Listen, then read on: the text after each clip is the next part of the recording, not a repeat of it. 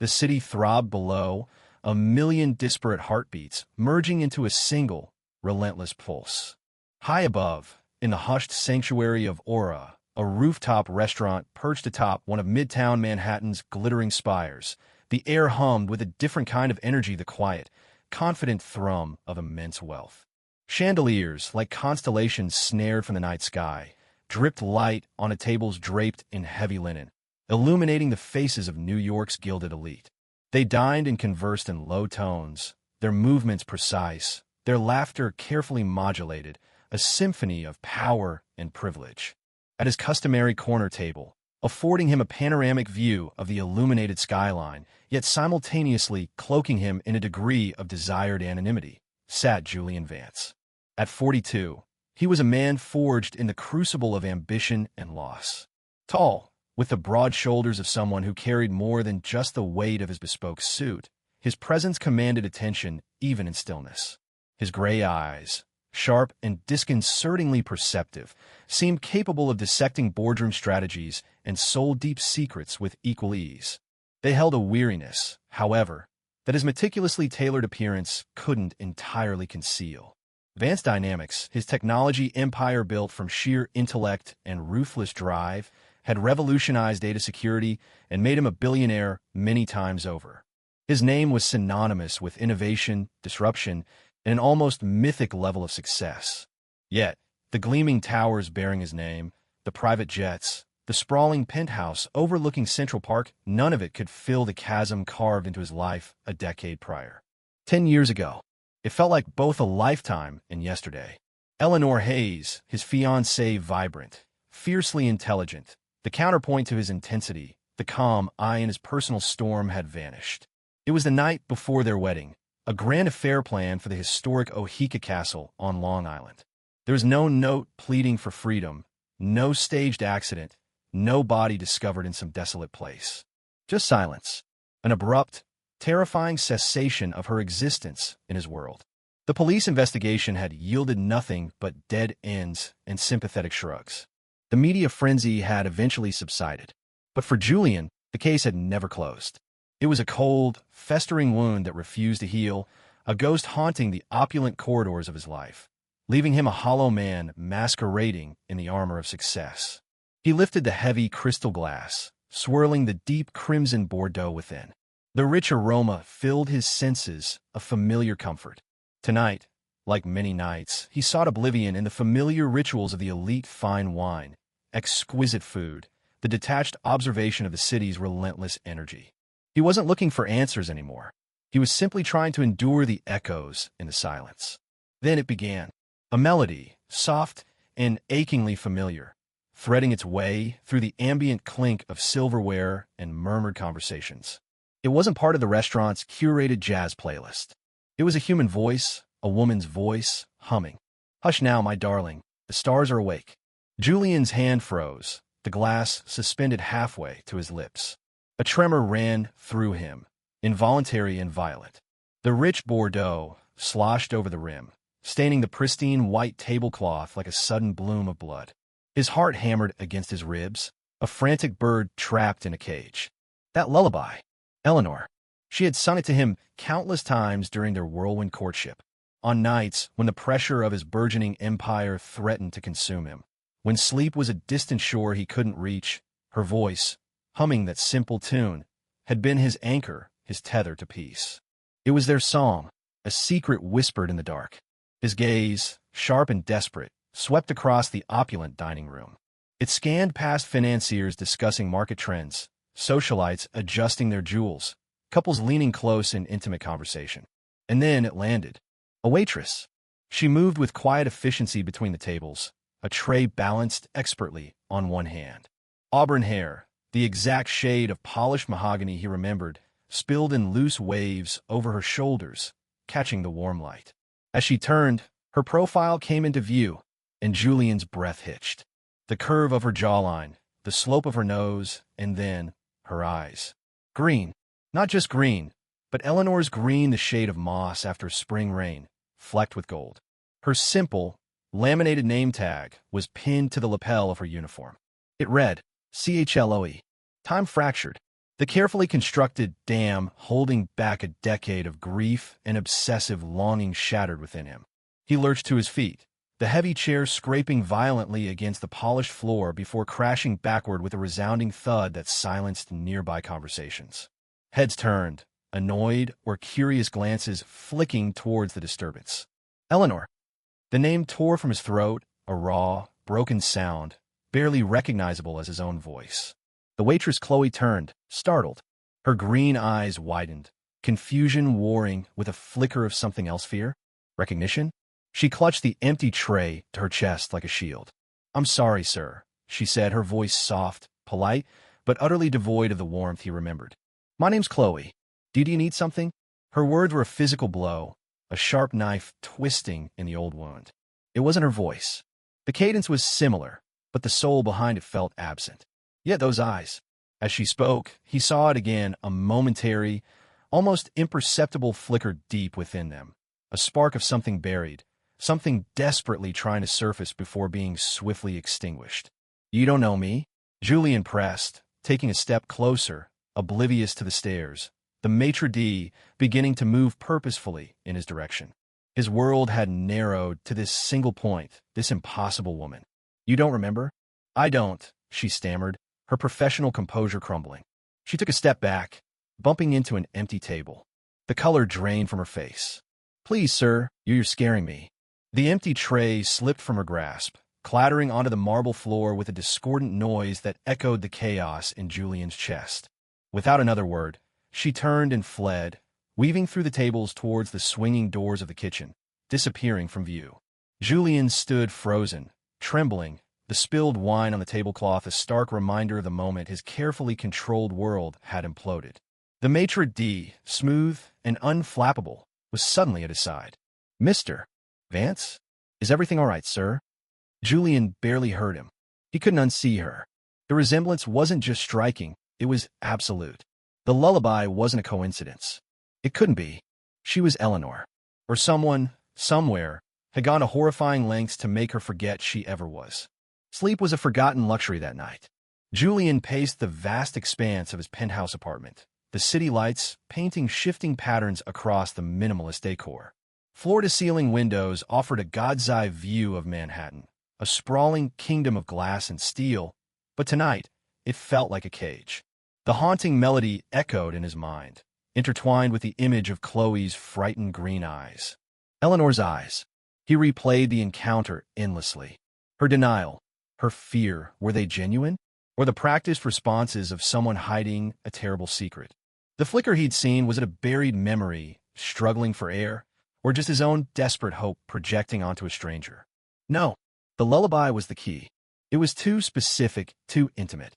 As the first gray fingers of dawn crept over the East River, painting the sky in hues of bruised lavender and reluctant gold, Julian made the call he hadn't made in years.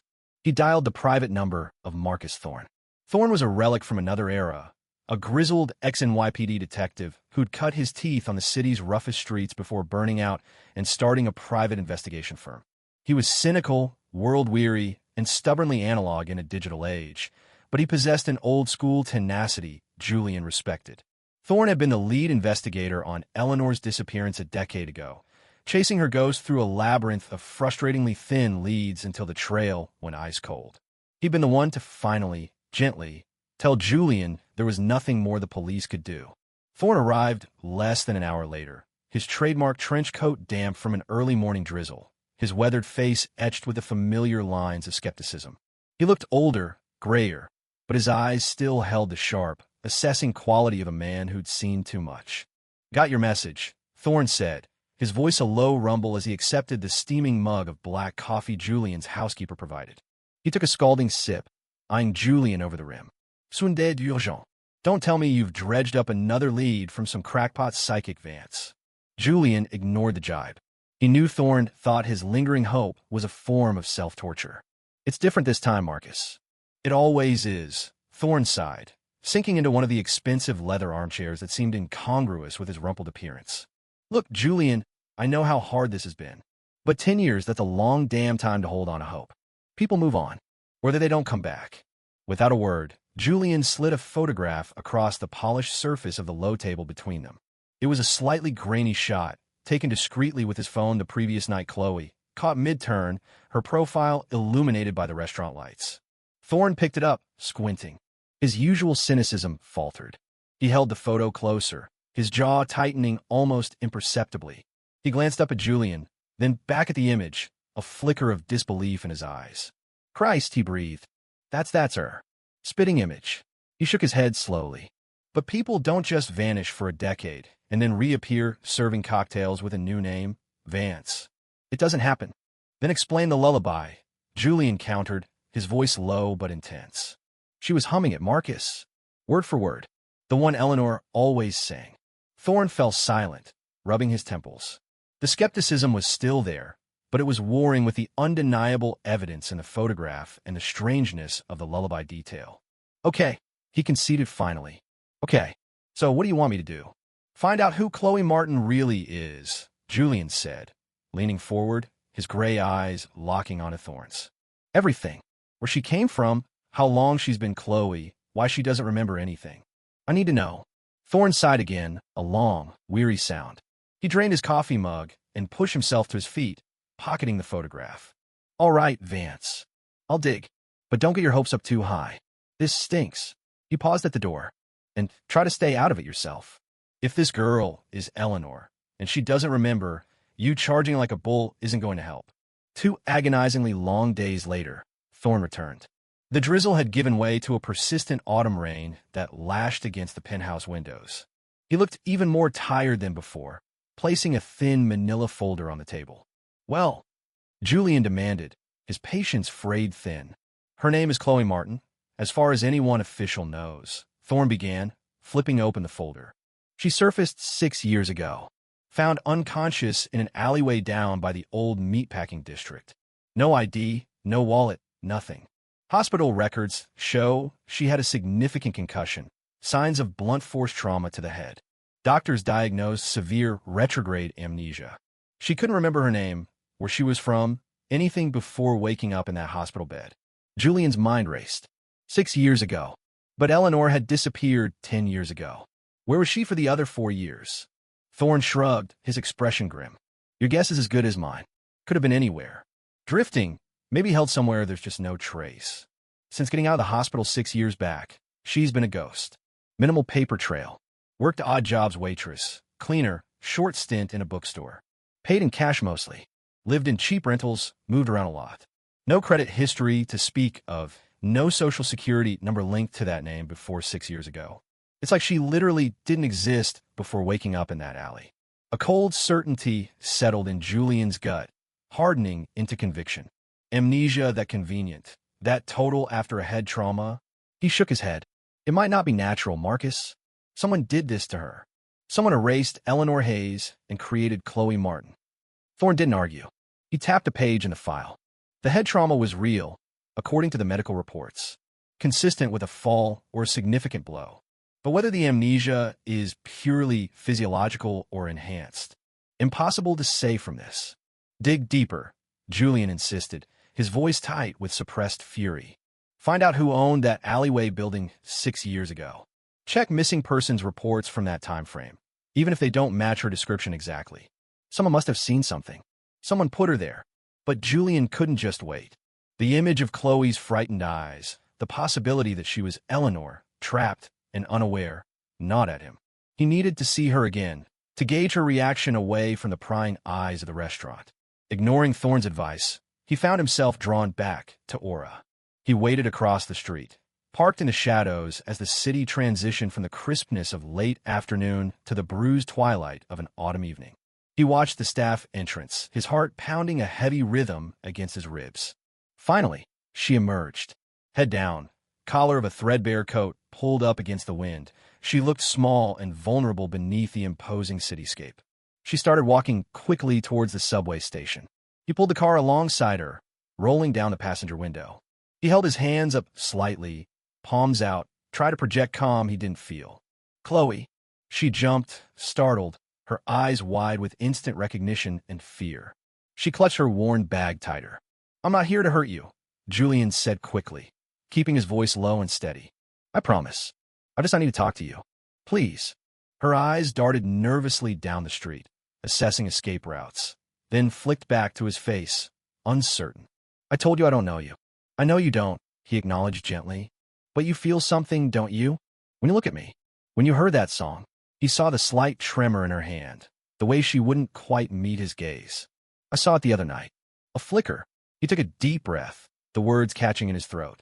I lost someone. 10 years ago. Her name was Eleanor Hayes. He paused, letting the name hang in the air. She looked exactly like you. She sang that lullaby. I think you might be her.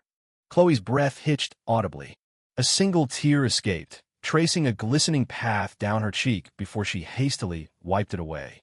Her voice was barely a whisper, thick with unshed emotion. I don't remember anything.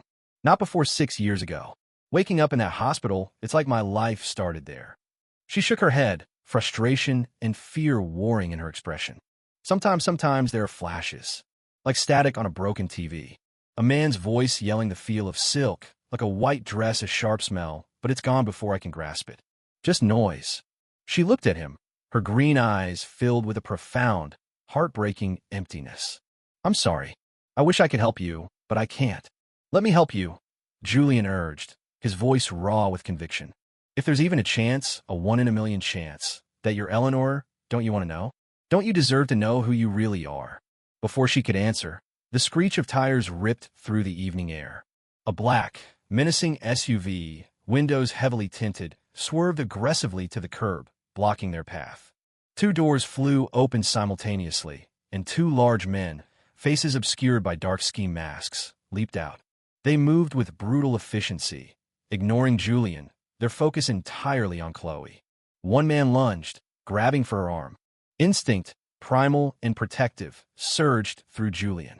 He reacted without thought, slamming a hard fist into the side of the thug's jaw. The man staggered back with a grunt of pain. Julian shoved Chloe behind him, creating a momentary shield with his own body. The second man tackled Julian, driving him back against his car. The impact jarred him, but years of disciplined training, boxing, Krav Maga, outlets for his contained grief and rage kicked in. He twisted, using the man's momentum against him, and brought his knee up sharply into the attacker's midsection. The man gasped, folding, and Julian shoved him away. Chloe screamed, a high, piercing sound of terror, as the first man recovered and yanked her forcefully towards the open door of the SUV. Julian didn't hesitate. He launched himself forward, tackling the man around the knees. They crashed onto the wet pavement together, a tangle of limbs. The man cursed, trying to shake him off. The driver of the SUV, seeing the struggle escalating and drawing attention, slammed the vehicle into gear. With a roar of the engine, it sped off, tires squealing, abandoning its hired muscle on the sidewalk. Panting, adrenaline singing in his veins, Julian scrambled to his feet. He pulled Chloe up, his hands gripping her arms, checking her for injury. Her eyes were wide with shock, her body trembling uncontrollably. Are you okay? He asked urgently.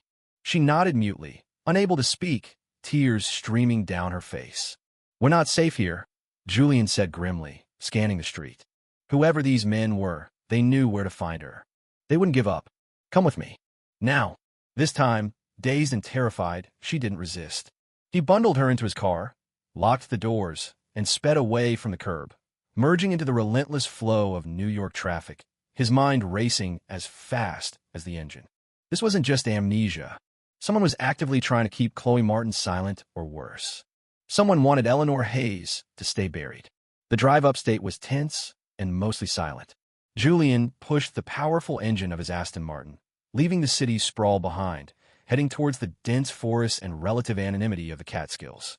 He owned a property there, not a lavish estate, but a secluded, modern cabin built with security and privacy paramount.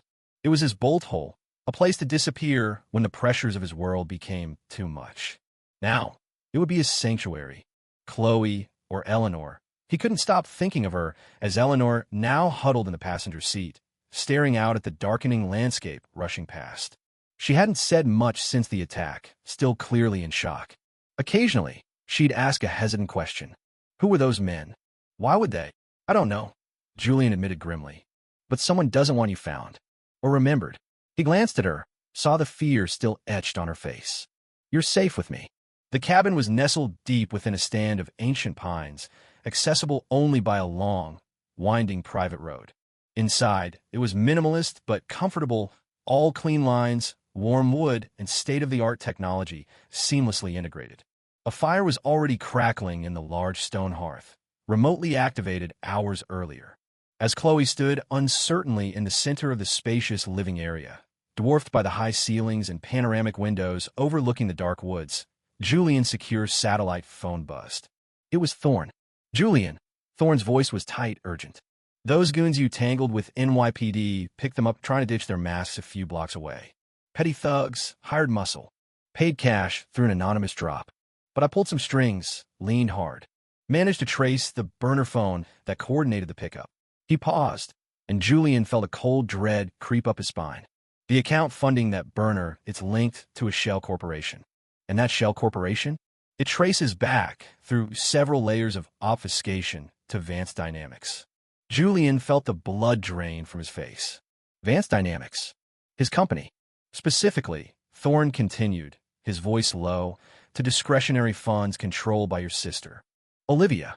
Olivia Vance. Julian's older sister. COO of Vance Dynamics. Blonde, beautiful, impeccably dressed, and utterly ruthless. She had clawed her way up the corporate ladder with a ferocious ambition that often overshadowed Julian's own. Olivia had never hidden her disdain for Eleanor. She'd viewed her as an outsider, a distraction, a potential threat to the Vance dynasty Julian was building. She'd called her a gold digger, a social climber, a weak link who would dilute Julian's focus and, by extension, the family's power. Julian had dismissed it as sibling jealousy, as Olivia's inherent distrust of anyone outside their tight family circle.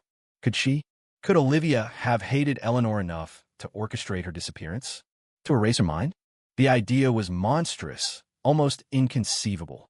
Yet the cold, calculating precision of it felt chillingly familiar. It felt like Olivia. "Are you sure, Marcus?" Julian asked, his voice barely a whisper.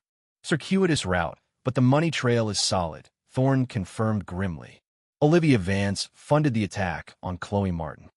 Julian ended the call, his mind reeling. He looked over at Chloe, who was watching him with wide, questioning eyes. How could he tell her that the person trying to keep her lost, the person who likely orchestrated her stolen years, might be his own sister? The revelation about Olivia shifted the investigation into dangerous new territory. Julian knew his sister. She was meticulous, ruthless, and would have covered her tracks obsessively. Proving her involvement would be difficult, and confronting her directly without concrete evidence was perilous. He needed more than a money trail to a shell company. He needed the how. Thorne, energized by the tangible lead despite the familial complication, dove back into the digital and financial underworld. He cross-referenced Olivia's known associates and financial records from around the time of Eleanor's disappearance 10 years prior, and again around the time Chloe surfaced 6 years ago. It was painstaking work, sifting through layers of corporate veils and offshore accounts. Meanwhile, Julian focused on Chloe. He couldn't call her that anymore. In his mind, she was Eleanor, even if the woman before him didn't know it yet. They spent hours talking in the secluded cabin, the crackling fire casting dancing shadows on the walls. He told her about Eleanor Hayes' her passion for literature, her quick wit, her unexpected love for terrible old sci-fi movies, the way she challenged him and made him laugh. He showed her photographs, Eleanor laughing on a sailboat, Eleanor focused intensely over a chessboard, Eleanor curled up asleep on his couch. She listened intently, her expression a mixture of fascination, confusion, and a deep, unnamed sadness. Sometimes, looking at the photos, her brow would furrow, a flicker of something akin to recognition crossing her face before vanishing like smoke. "She seems familiar," she whispered once, tracing Eleanor's face in a picture from their engagement party. "Like a dream I can't quite remember." The lullaby remained the most potent trigger. When Julian hummed it softly one evening, her eyes filled with tears instantly, though she couldn't explain why. "It makes me feel safe," she stammered, "and incredibly sad. Like I've lost something important connected to it." Thorne called 3 days later, his voice tight with discovery. "Got something, Julian." Took some deep diving, old medical board records, financial breadcrumbs. Name, Dr. Alastair Finch. Who is he? Neurologist. Brilliant, apparently. Specialized in memory disorders. Lost his license about 10 years ago. Ethical violations, conducting unauthorized experimental treatments. Disappeared off the grid shortly after. But guess what? Found a series of untraceable payments made to an offshore account in his name, starting roughly 10 years back, coinciding with Eleanor's disappearance. And another cluster of payments 6 years ago, right around the time your Chloe showed up in that alley. The source of those funds? Another shell company, different from the one used for the thugs, but with subtle links back to Olivia Vance's network. Where is he now? Julian demanded, his pulse quickening. Finch was the missing piece, the how. Took some doing, but I tracked him, Thorne said. He's living under an assumed name. Low-rent motel out near JFK, place called the Starlight Inn. Drinks heavily, keeps to himself. Seems like he's been running scared for a long time. Julian didn't hesitate. Leaving Eleanor securely in the cabin with strict instructions not to open the door to anyone, he drove back towards the city, the grim reality of the situation solidifying. Olivia hadn't just made Eleanor disappear. She'd likely employed a disgraced doctor to chemically, permanently erase her identity. The Starlight Inn was even more dilapidated than Thorne's description suggested. Peeling paint, flickering neon sign, the stale smell of disinfectant and despair hanging in the air. Julian found Finch's room number and bypassed the formality of knocking. He used a master key card, a perk of owning a global tech security firm, and slipped inside. The room was squalid.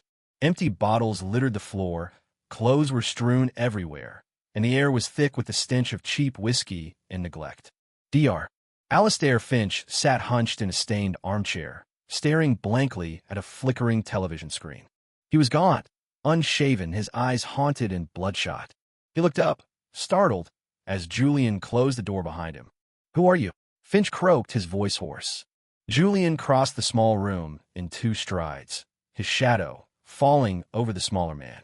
"You know who I am," Julian said, his voice dangerously quiet. "Or at least, you know who paid you." Olivia Vance. Fear flared in Finch's eyes. He tried to scramble up, but Julian pushed him firmly back into the chair. "Talk," Julian snarled, pinning him with an icy glare. "Eleanor Hayes. 10 years ago. What did Olivia have you do?" Finch started trembling, his hands shaking uncontrollably. He looked around the room wildly, like a cornered animal. She hired me," he stammered, avoiding Julian's gaze. "Olivia," said the girl. Eleanor was a threat. A liability to the family, to the company legacy. She said Julian was blinded, wouldn't see reason. "What did you do?" Julian repeated, his voice dropping lower, colder. "She didn't want her dead," Finch insisted desperately. "Just gone. Wiped clean. Her mind. I used a drug. An experimental compound I'd been developing. For memory suppression. Designed to target and erase specific neural pathways, autobiographical memory centers. It was aggressive. Meant to be permanent. Or near enough." Julian felt a wave of nausea mixed with pure, unadulterated rage. He pictured Eleanor, vibrant and full of life, being subjected to this monstrous violation. And the abduction? How did Olivia get her to you? "Silas," Finch whispered, shrinking back. "Olivia's associate. Enforcer type. He handled the physical side. Drugged her, apparently, right before the wedding. Made it look like she got cold feet, bolted. Olivia needed her out of the picture before the marriage finalized." "Where was she for those first 4 years?" Julian demanded. "Before I found Chloe?" Finch shook his head frantically. "I don't know. Silas handled that part. He delivered her to me 6 years ago at a discreet location. Said she'd been kept isolated. Locked away somewhere, probably. Compliant, but unresponsive. Ready for the treatment. I administered the final stages of the protocol then. The head trauma, that was Silas's touch. Make the amnesia look plausible if she was ever found." Suddenly, the motel room door burst open. Eleanor stood there, her face pale but resolute. She must have overridden the cabin security or persuaded the staff Julian had monitoring the perimeter to let her follow him. Her green eyes fixed on Finch, blazing with a mixture of horror and dawning comprehension. "You," she breathed, her voice trembling but laced with steel. "You stole everything from me. My life. My memories." Finch flinched as if struck. He looked from Eleanor's face, so clearly the woman he'd experimented on, to Julian's menacing presence, and his composure shattered completely. "I can fix it," he blurted out, desperation making him reckless. There's a reversal protocol. I developed it theoretically. Never tested. It's risky. Could cause seizures, brain damage, make things worse. But it could work. It might bring her memories back. Silence hung heavy in the squalid room. Julian turned, meeting Eleanor's gaze. The decision wasn't his to make. Her stolen past, her fragmented present, her uncertain future, it all rested on this desperate gamble offered by the man who had broken her. Her eyes, filled with a tumultuous sea of emotions, held his. After a long moment, she took a deep, shuddering breath. "Do it," she whispered, her voice barely audible but firm. "Do it." The reversal procedure was terrifyingly crude, conducted in the grim anonymity of the motel room. Finch, his hands still shaking but spurred by a combination of fear and a desperate flicker of scientific ego, administered a series of injections from vials he retrieved from a hidden compartment in his luggage. He monitored Eleanor's vital signs with outdated equipment, muttering technical jargon under his breath. It was brutal to watch. Eleanor lay on the stained motel bed, her body convulsing violently as the drugs warred within her system. Screams tore from her throat, raw and agonized, as fragmented images, sounds, and sensations clawed their way back from the abyss Finch had created. Julian sat beside her, holding her hand, murmuring reassurances he wasn't sure were true, his own face pale, helplessness gnawing at him. He felt every tremor, every cry, like a physical blow. Flashes of memory erupted, chaotic and terrifying. Olivia's cold, sneering face leaning close, whispering threats. The rough grip of Silas, forcing her into a waiting car. The disorienting haze of drugs. A stark, white room where days bled into weeks, then months, then years. The suffocating feeling of isolation. The prick of needles. Finch's face, clinical and detached, looming over her. A sharp blow to the head. Waking up in an alley, cold, alone, with no name, no past, nothing but a terrifying void where her identity should be. And then, amidst the horror, other memories surfaced, clearer, sharper, laughing with Julian on a windswept beach. The taste of cheap pizza shared late at night in his old apartment before the billions. The feel of his hand in hers. The words of the lullaby, whispered like a promise. The seizures finally subsided. Eleanor lay still, utterly spent, tears streaming silently down her face. Her breathing was ragged, but her eyes, when they opened and focused on Julian, were different. The vacant confusion was gone, replaced by a dawning, painful clarity. "Julian," she whispered, her voice thick with tears and exhaustion. "Oh God, Julian, it's you." He held her close, relief washing over him so intensely it almost brought him to his knees. But the relief was tempered by the horror of what she had endured. As she slowly regained her strength over the next hour, the fragmented memories began to coalesce into a horrifying narrative.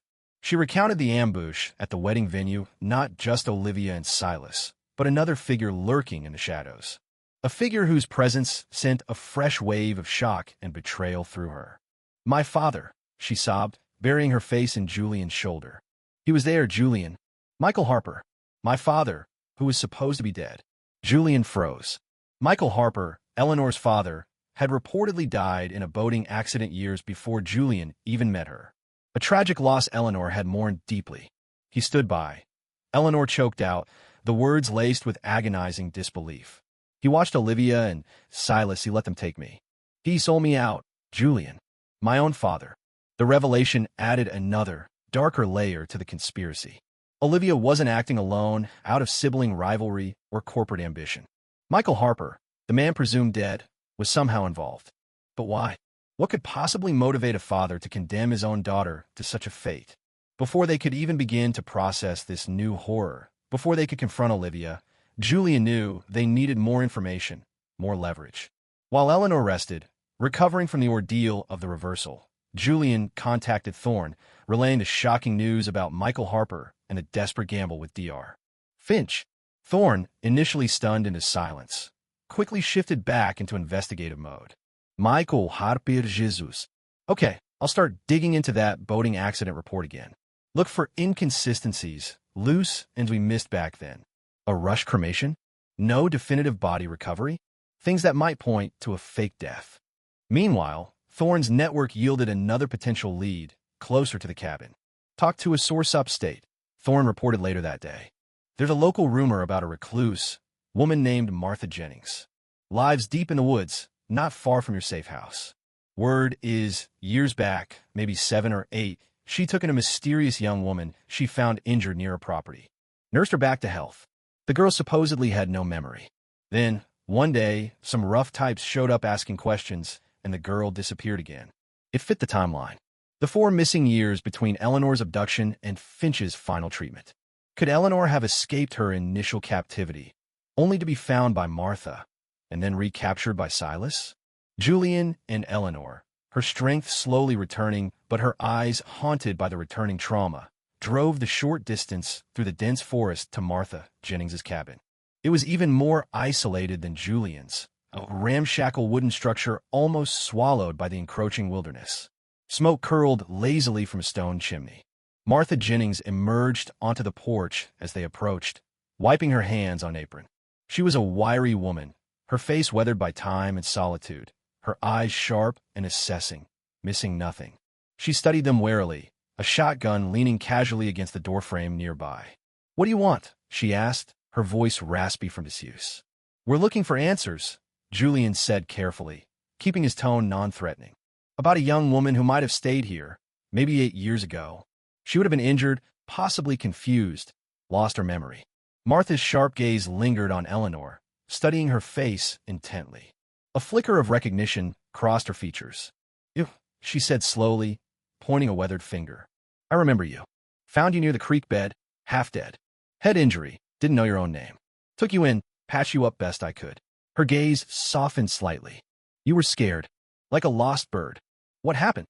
Eleanor asked, her voice trembling slightly. "Why did I leave?"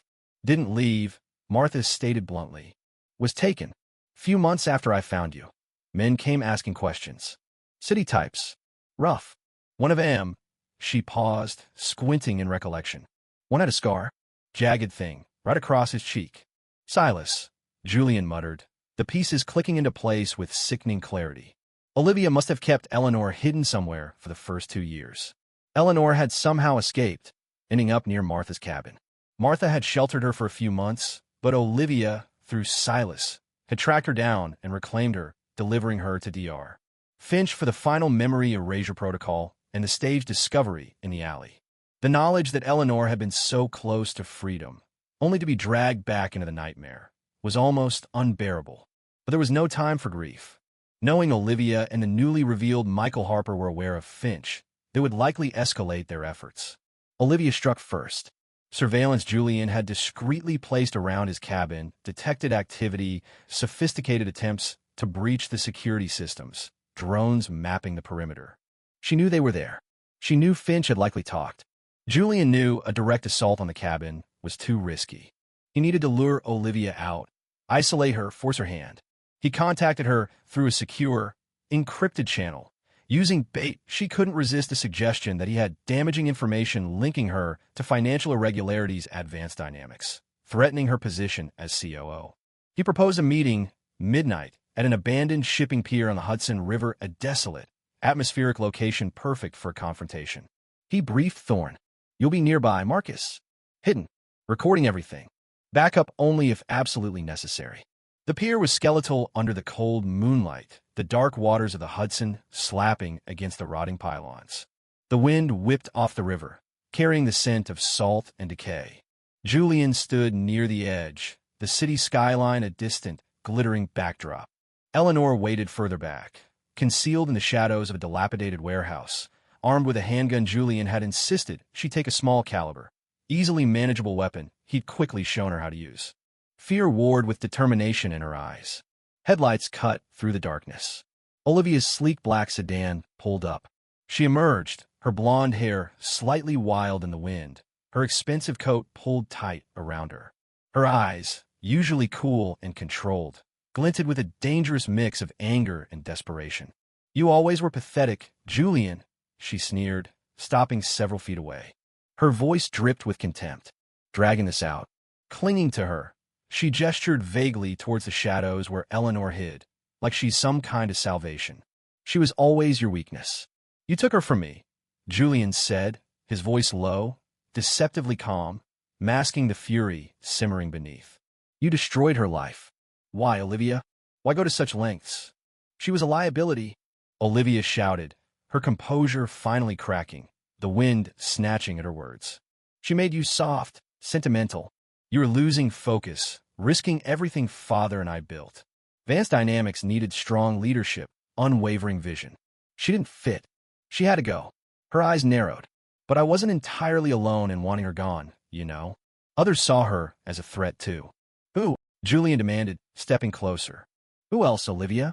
Olivia smirked, a cruel, triumphant look crossing her face. But before she could answer, a figure lunged from the darkness behind a stack of crates. Silas. The scar on his cheek was livid in the moonlight.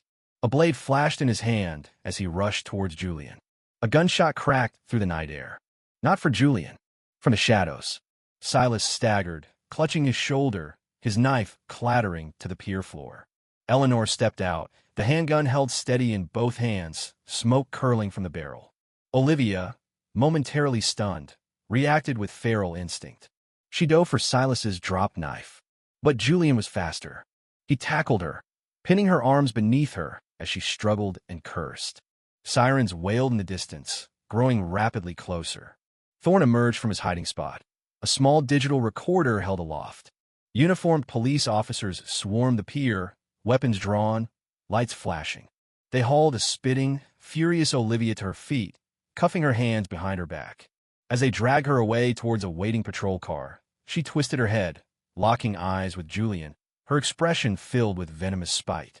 Ask Michael, she hissed, her voice carrying over the wind and the sirens. Ask your precious Eleanor's dead father. He's much closer than you think. The implication hung heavy in the air, a final, chilling piece of the puzzle. Michael Harper wasn't just involved. He was potentially the puppet master. The following day, driven by Olivia's parting shot and Eleanor's fragmented memories of her father's betrayal, they returned to Ohika Castle. The grand estate, once poised to host their wedding, now stood silent and slightly neglected, ivy creeping up its stone walls, a monument to their stolen past. Walking through the familiar, opulent rooms, the ballroom where they were supposed to have their first dance, the terrace overlooking the formal gardens was an exercise in bittersweet pain for Eleanor. Memories, both real and imagined, overlapped like double exposures. Suddenly, inside the grand library, she stopped, clutching her head, a sharp gasp escaping her lips. I see him, she whispered, her eyes wide with remembered terror. My father, he was here. After Silas took me. He met with Olivia. They were arguing about controlling Vance Dynamics about me. Her eyes darted around the room. There's something else, something hidden. Guided by a sudden, visceral flash of memory, she led Julian to a section of ornate wooden paneling. Behind a cleverly concealed latch, a narrow staircase descended into darkness. A hidden basement. The air below was cold and damp. Bare bulbs cast dark shadows on stone walls. The space was clearly a makeshift office, long abandoned but disturbingly preserved. One wall was plastered with photographs. Eleanor as a child with her father. Julian and Eleanor, candid shots likely taken by a private investigator. Blueprints and schematics, early designs for key Vance Dynamics technologies Julian had pioneered. On a dusty table lay a leather-bound ledger. Julian opened it carefully. It detailed a series of large, untraceable payments made over the past decade, payments to Dr. Finch, payments to shell corporations linked to Silas, payments funding Olivia's discretionary accounts. Each entry was meticulously initialed. M.H. Michael Harper.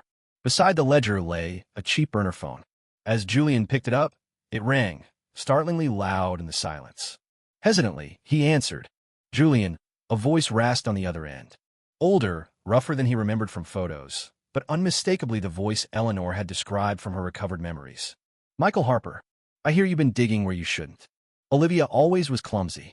You're alive, Julian stated, his knuckles white as he gripped the phone.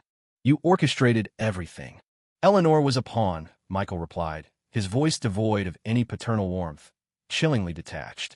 Her marrying you, bringing you fully into the family fold, it threatened my long-term plans. Plans I laid before I conveniently died. What plans? Julian demanded. What could justify doing that to your own daughter? Control, Michael stated simply. I was the silent architect behind your early successes, Julian, guiding you, using your talent. But you were getting too powerful, too independent. And Eleanor, she anchored you.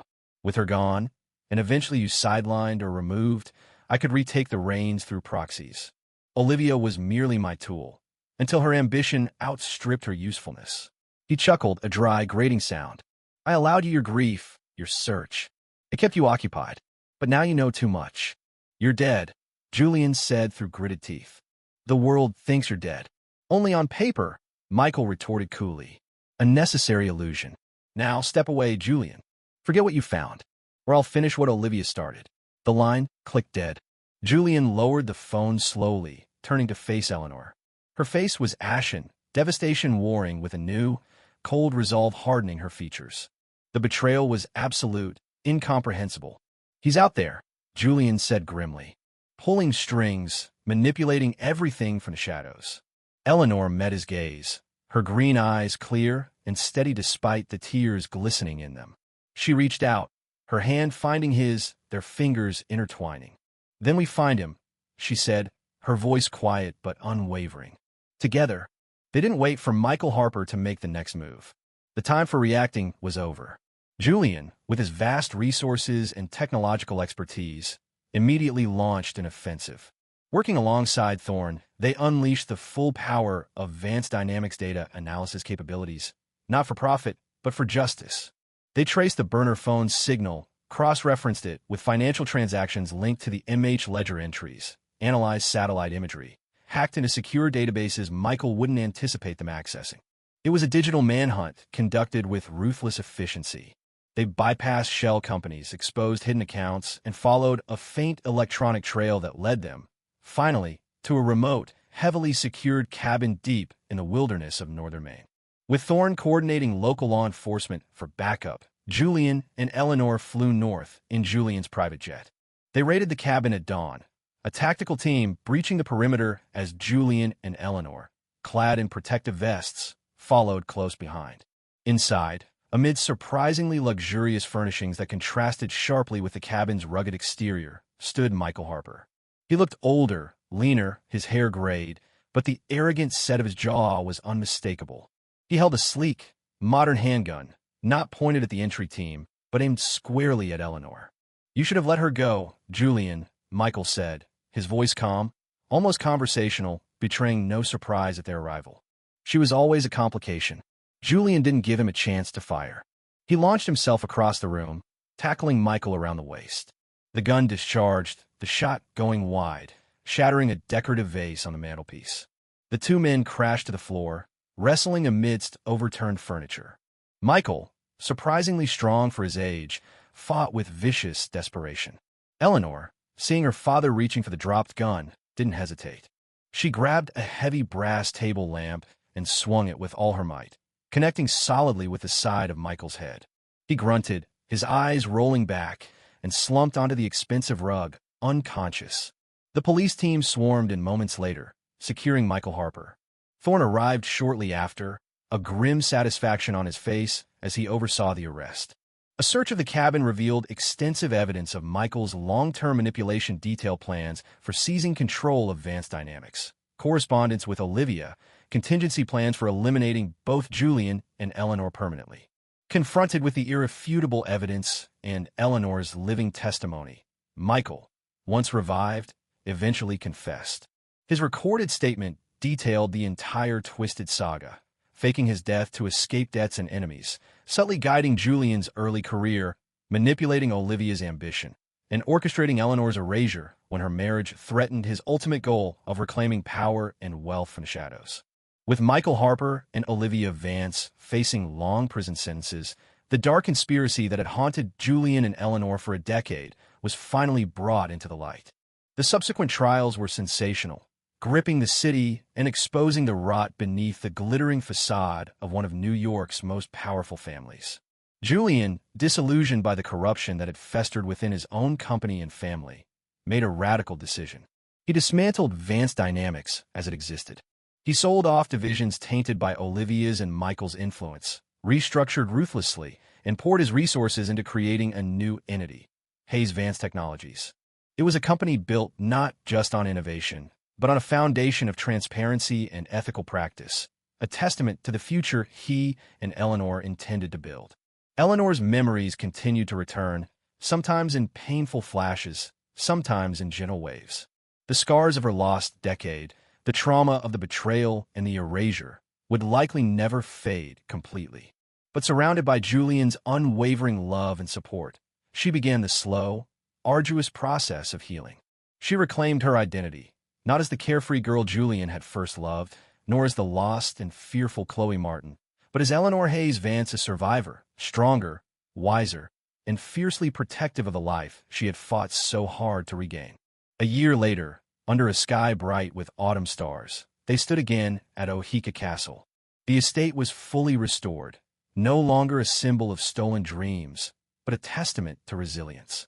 They married in the grand ballroom, surrounded by a small group of trusted friends, including a visibly relieved Marcus Thorne. As they exchanged vows, the haunting lullaby wasn't a source of pain, but a quiet melody humming between them, a private acknowledgement of the darkness they had navigated and the enduring power of their connection. Later, standing on the terrace, overlooking the gardens illuminated by soft lights, Eleanor leaned her head on Julian's shoulder. The world outside moved on. The city lights glittered in the distance. But here, in this reclaimed space, there were no shadows watching, no threats lurking. Their fight was over. They had faced the ghosts of the past, confronted the architects of their pain, and emerged, scarred but whole. Together, finally, they had reclaimed their future,